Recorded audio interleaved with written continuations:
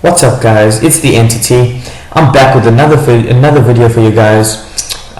This one being a recap on the Layers of Fear series that I completed recently. There is a DLC for Layers of Fear, and I will be playing that or doing another playthrough for you guys. So you can look out for that, and that will be coming soon.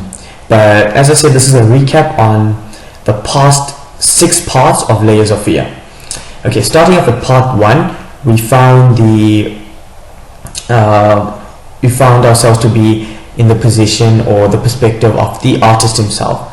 Now, we in part 1 walked around the house looking for items, any items we could find, any clues of what the game was going to be about. There were many doors we could have gone in, but some of them were locked, and we only got to go through them during the actual game itself. So that was some of the fun there. It was all the intense jump scares and not knowing what's going to happen. That's why most of the doors were locked in the beginning. Okay, part 2, basically an introduction to his life and what he was about. Now, we knew he was a painter. We knew that he had a wife. He had a newborn daughter, and he was a alcoholic. He devoted most of his time to painting and spending time in his workshop trying to get his paintings done, rather than spending time with his family.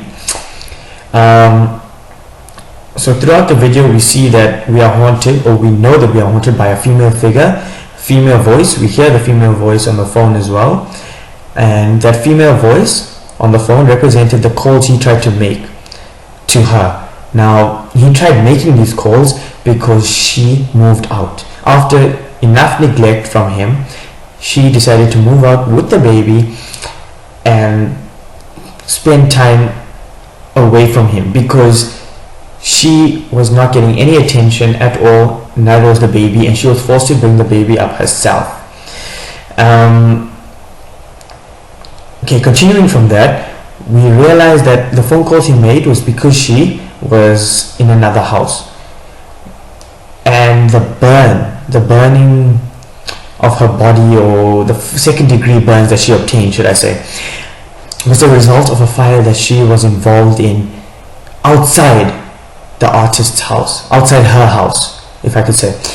So we were under the impression that she was burnt due to the fire she started trying to get rid of the rats, the countless rats that she found in the house. But instead, it was actually to get, she got in the fire to get out, oh shucks, sorry guys, I'm messing this up. She got in the fire outside the house. The fires that occurred in the house were a result of her anger towards him. She actually burned his portraits. I thought she was burning the portraits to get rid of the rats. Maybe that was just a bonus as well. But she burnt the paintings, burnt his paintings, because he wasn't spending enough time with her and enough time with the baby girl. And with her burning all the papers, this resulted in her burning his most prized painting. Now, we would have guessed it to be Babyface. Now, we saw Babyface countless times, I think, in part 5. Instead, it was the Lady in Black. And I think the Lady in Black was the same painting that was revolved around her.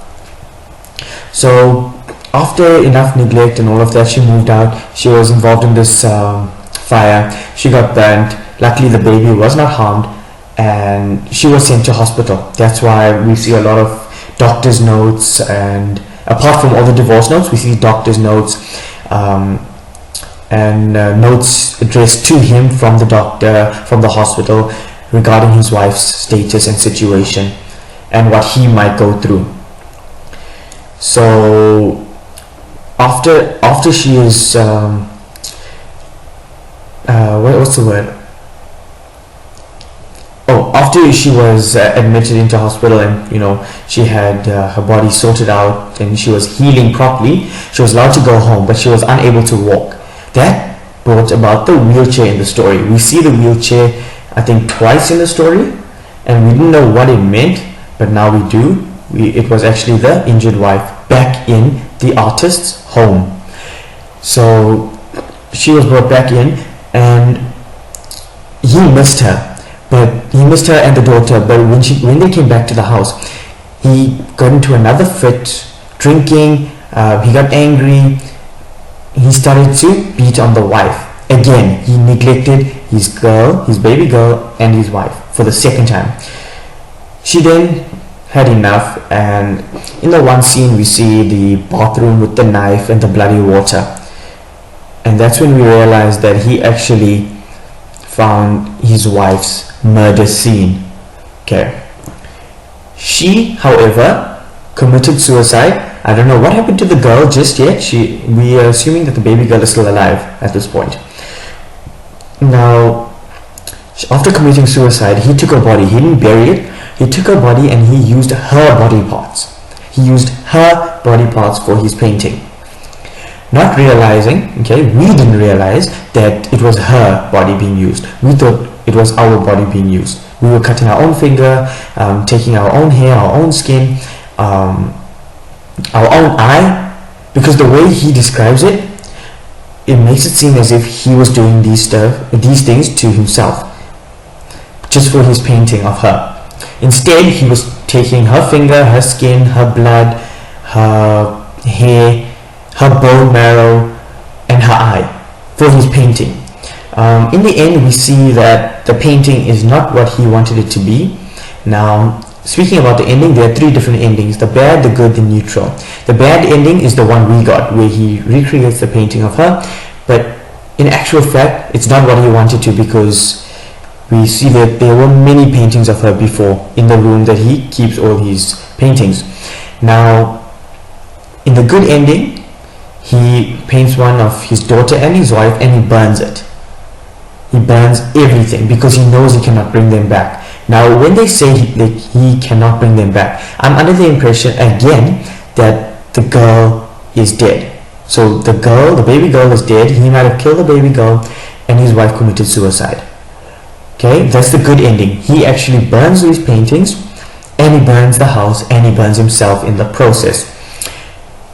The neutral ending, however, I think is the best ending, in my opinion. He actually paints himself, a portrait of himself, and that gets put in a museum. Now, again, I'm reading this all from Wikipedia, but yeah, so he gets the painting of himself, it gets put in a museum, and that's how the story ends. So overall, it was a good game to play. It was scary, it was tense. You couldn't sprint in the game, I noticed that, and there were some jump scares which kept the audience, should I say, entertained, if I do say so myself.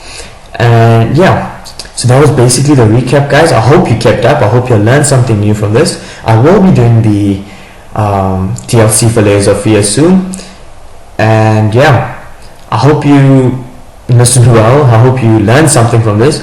Like the video if you did learn something from this. Subscribe if you're new, and that'll be it for this video, guys. I'll see you in the next video. Enjoy the rest of this gameplay that I got from Black Ops 2, SMD, and Free For All. Yeah, I'll see you in the next video, guys. I'm out. Peace.